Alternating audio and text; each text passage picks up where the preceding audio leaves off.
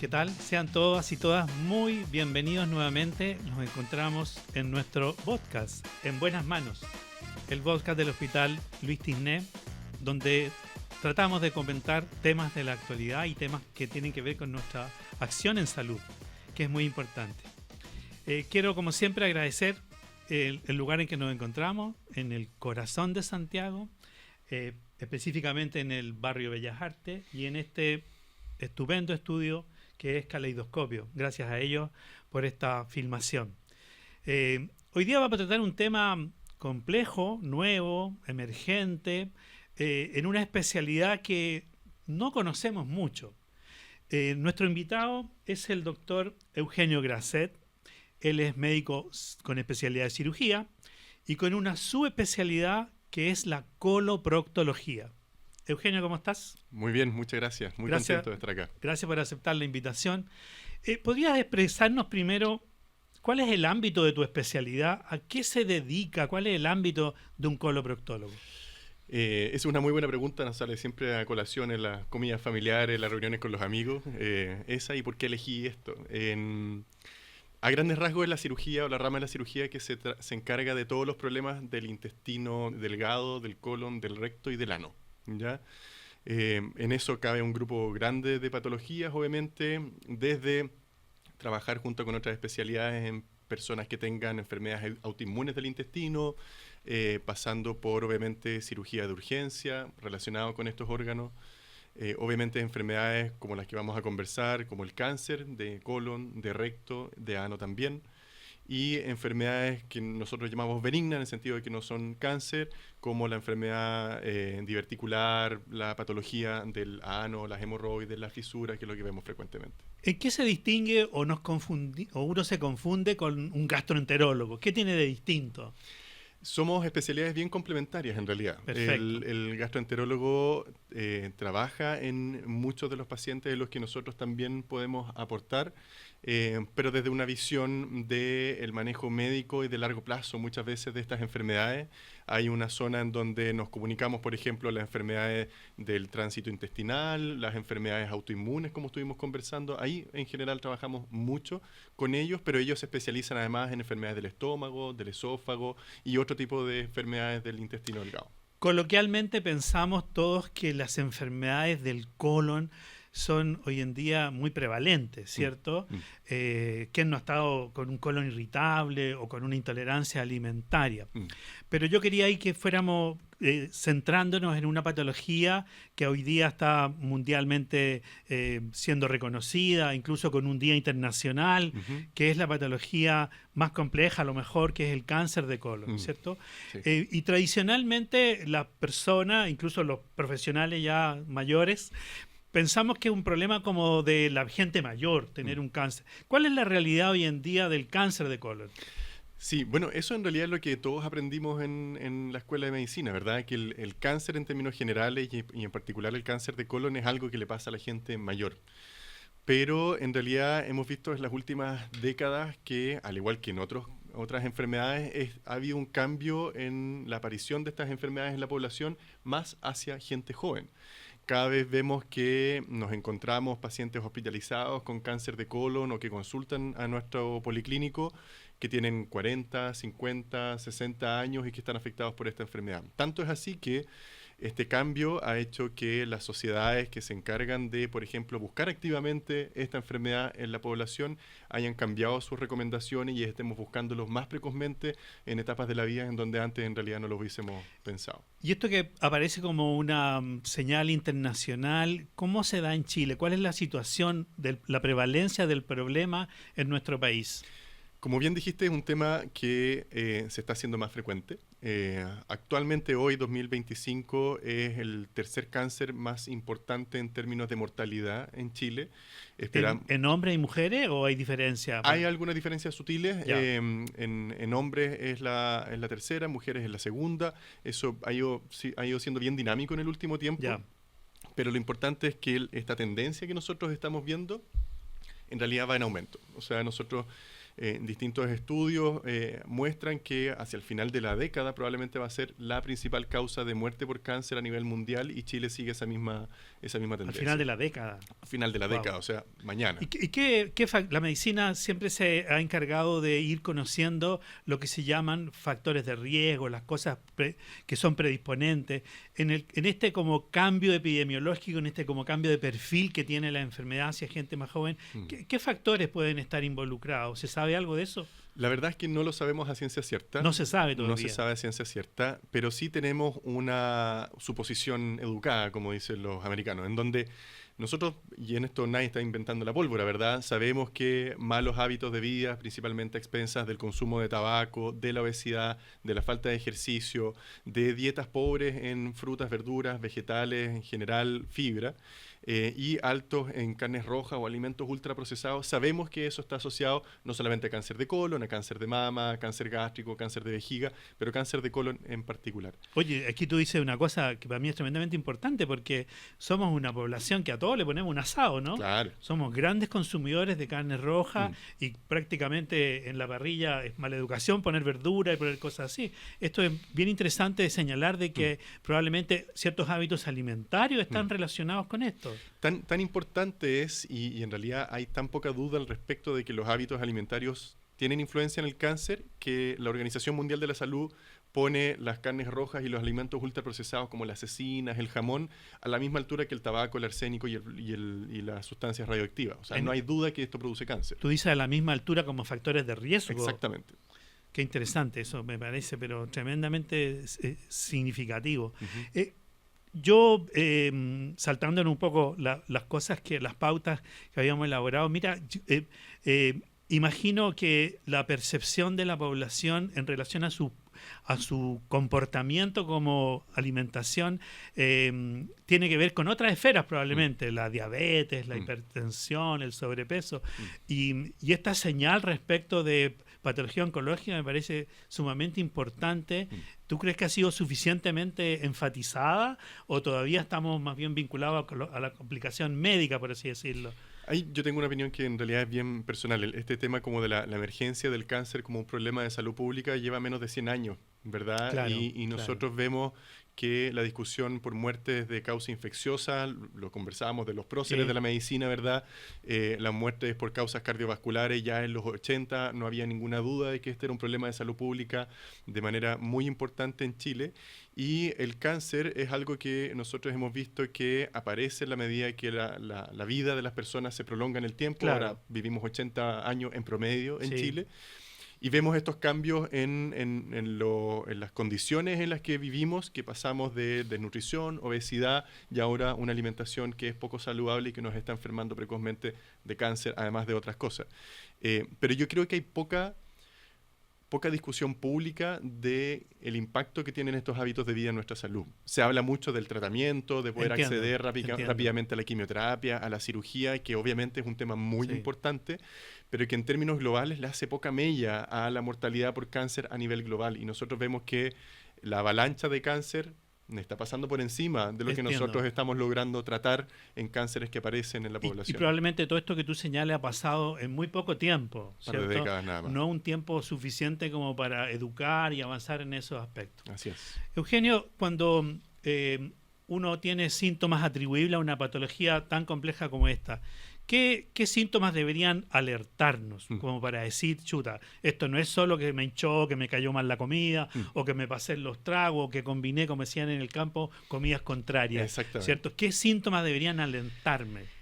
Yo creo que lo más importante es la evolución en el tiempo, quiero decir, la instalación de estas molestias. Porque, por ejemplo, nosotros hablamos de personas que tienen cambios en su hábito intestinal. Si una persona ha sido normalmente regular para ir al baño una o 2 veces al día y va siempre al baño, pero ahora se constipó, o sea, va cada 3 días, cada 4 días, cambió la calidad de las deposiciones, ya no es esa deposición formada, sino que ahora es más bien diarrea o más bien acintada, o sea, más bien delgada. Todas esas cosas nos tienen que llamar la atención. Lo otro, por ejemplo, es cambios en la composición del cuerpo, sin estar haciendo dieta, sin estar haciendo una intención real en bajar de peso, que hay una baja de peso que yo no explico, por ejemplo. Entiendo, claro. O lo otro es en ciertos grupos de la población una anemia que no se explique por algo claro, ¿verdad? Nosotros siempre hablamos... O sea, uno va a un control médico, por ejemplo, y aparece una anemia. anemia. O te piden exámenes por un crédito hipotecario. Exactamente. Tengo una anemia. Bueno, Exacto.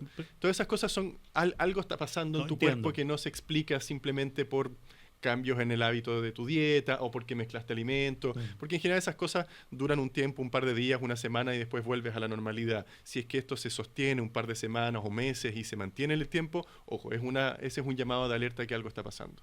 Oye, y no puedo dejar de preguntarte esto de que creo que para ciertas especialidades de la medicina en que uno tiene que consultar como paciente hay mucho prejuicio, ¿cierto? Y por ejemplo, un prejuicio masculino, ¿cierto?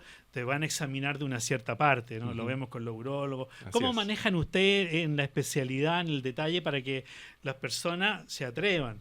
El ejemplo contrario, nuestras compañeras de vida y de historia, las mujeres, ¿cierto? Tienen muy incorporados ciertos exámenes, pero los hombres somos muy renuentes a que nos examinen. ¿Qué opinas? Pero incluso así, yo siempre le digo, medio en broma, para un poco relajar el ambiente a las personas, a las mujeres que vienen a verme a la consulta, le digo, uy, usted le está mostrando sus partes a los ginecólogos desde los 15 años y no es tema, Claro. y ahora viene a mostrarme el ano y viene a examinarse conmigo y se complica entera. Pero efectivamente es algo que es muy poderoso. Yo le digo a los estudiantes de medicina, esto es incómodo para ti, también es incómodo para el paciente. Nadie se siente cómodo en esa situación. Claro. Y por tanto, tratarlo con tacto, tratarlo con respeto es súper importante, porque hay gente que simplemente no se va a querer examinar. Claro. Y yo le digo, mira, usted vino para acá, déjeme examinarlo, pero si no, bueno, venga a verme en un tiempo más, lo conversamos de nuevo. Es súper importante que yo lo examine por esto y esto y esto. Pero también está el tema en que muchas veces simplemente a partir de una buena conversación, un buen examen general, uno puede tener una idea en donde a veces es mejor derivarte a la persona que tenga más experiencia haciendo este tipo de examen. Puede ser un cirujano general, puede ser un coloproctólogo, y sacarle, entre comillas, el mejor rendimiento a ese examen físico o a esa incomodidad. Pero muchas veces no existe esa posibilidad en nuestra red de atención, ¿verdad? Se sostiene sobre la atención primaria. Es muy importante que los colegas de la atención primaria sepan hacer un adecuado examen proctológico o examen genital en el caso de quienes corresponde. Y nada, son cosas pudorosas que hay que tratar con cuidado, pero son importantes. En el inconsciente como colectivo de nosotros como ya pacientes, usuarios, ¿cierto? Los métodos diagnósticos incluyen endoscopía y ese tipo de procedimientos que no son fáciles, pero el estado actual del arte brinda seguridad sobre esos procedimientos. Sí, afortunadamente son exámenes que son incómodos. En general, en mi área, la coloproctología, yo siempre, la persona le tiene mucho temor a hacerse el examen y en general yo le digo, esa es la parte más sencilla, porque usted va a estar durmiendo, sedada, con medicamentos para el dolor, no se va a acordar ni va a sentir nada. La parte fome es antes, ¿verdad? Tenéis que limpiar el intestino, va a pasar la tarde esa es la entera, verdadera prueba. o la noche entera sentada en el baño, esa es la parte difícil. Pero salvado ese problema, en general es un examen bastante seguro. No está libre de complicaciones y por eso uno trata de ser criterioso, cuidadoso y definir bien a los grupos de población a los que sí vale la pena hacer ese examen y qué tan periódico tiene que ser ese examen. No es algo que se tenga que hacer a buenas y primeras. Y afortunadamente hoy tenemos alternativas que en algunos casos nos permiten evitar ese examen o seleccionar muy bien a las personas que se benefician de una colonoscopía, por ejemplo. Entiendo. Tú entraste en una materia que también quería conversar en este espacio, que es cuando las personas tienen que entrar en una etapa de diagnóstico, ¿cierto? Más allá de los síntomas. ¿Desde qué edad, por ejemplo, sería recomendable? ¿Con qué periodicidad? ¿Qué tanto pesan los antecedentes familiares en esta patología? Cuéntanos un poco de eso, Eugenio. Súper importante.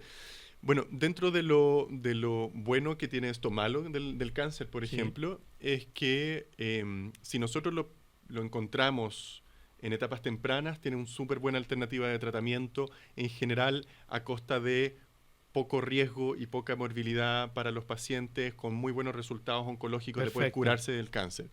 Y por otro lado, nosotros sabemos que un porcentaje grande del cáncer aparece en algunas lesiones que son los pólipos, que nosotros incluso los podemos tratar antes de que parta el cáncer. Entonces, a partir de eso es que surgen estas recomendaciones que conversamos al principio de esta conversación, perdón, en donde desde los 45 años uno puede empezar a hacer búsqueda activa de personas común y silvestre, que no tengan antecedentes de cáncer en la familia, que no tengan antecedentes personales de haber tenido pólipos en el pasado, o sea, una persona común y silvestre sin ningún riesgo especial de cáncer. Y hay alternativas menos invasivas como el test de sangre oculta en deposiciones, que lo que busca es específicamente sangre humana en sus deposiciones, que nos haga que pensar no deberían estar, que no deberían estar en ningún caso, ¿verdad? Entonces uno piensa, ok, algo está sangrando en el intestino y puedo ir a buscarlo dirigidamente. Si no aparece, nos quedamos muy tranquilos de que no hay nada.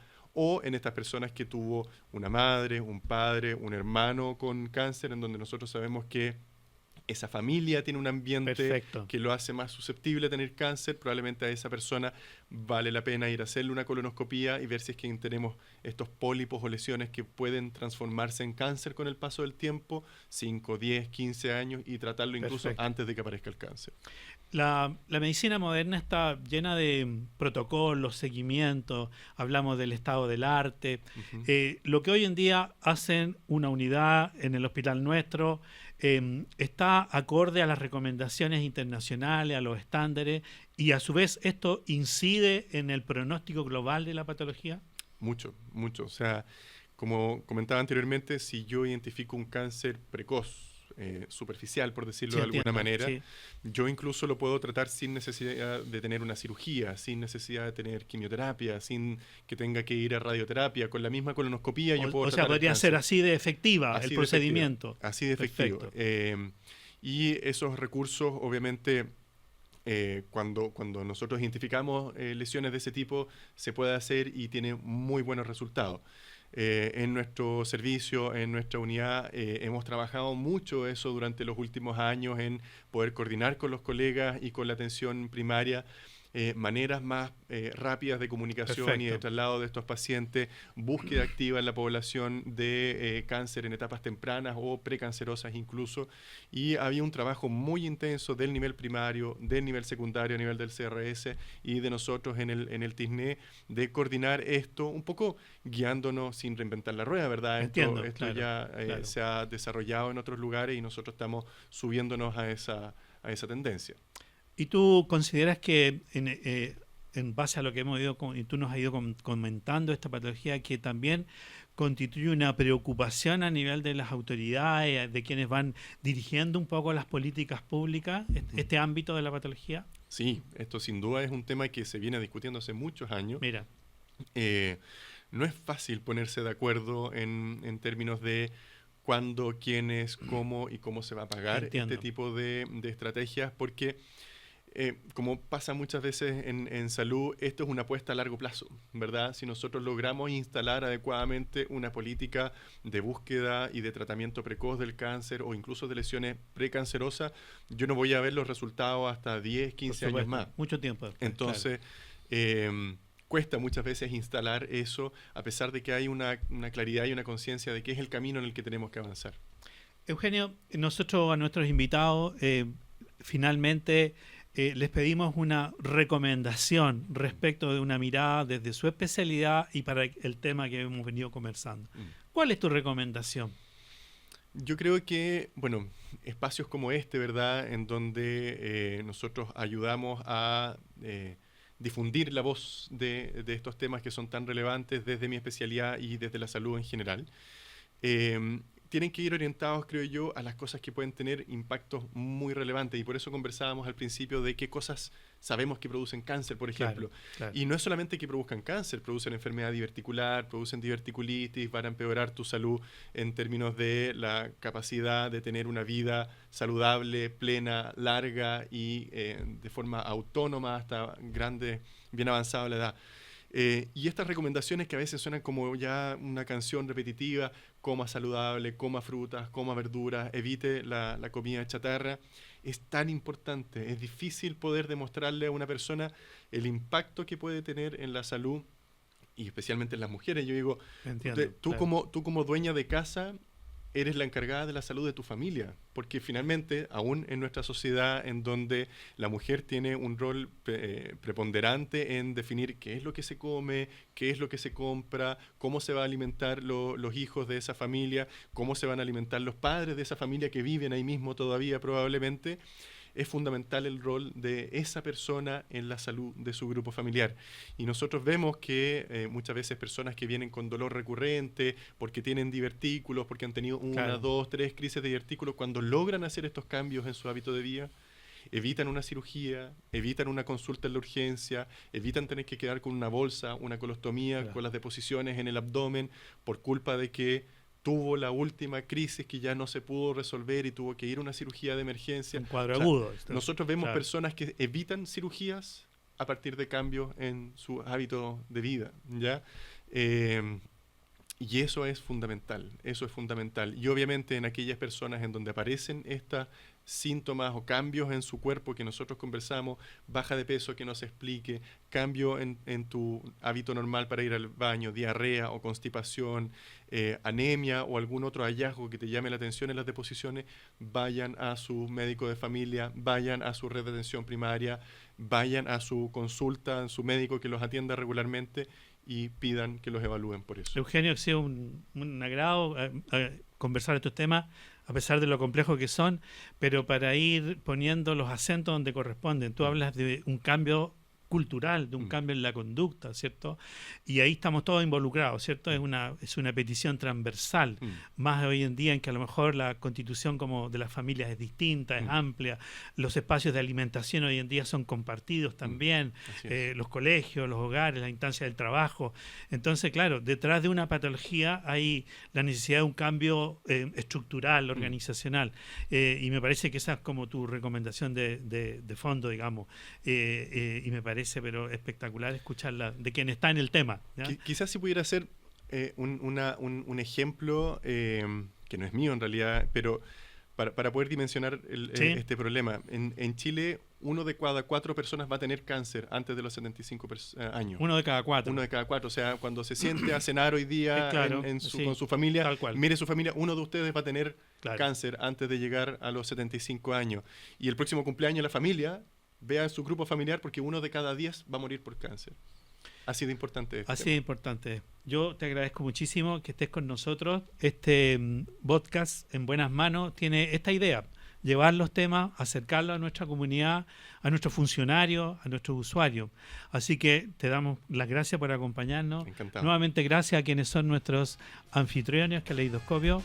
Y les pedimos a todas y todos que nos sigan, que nos interroguen, que nos manden sus consultas al Instagram y nos vemos en otro episodio. Muchas gracias.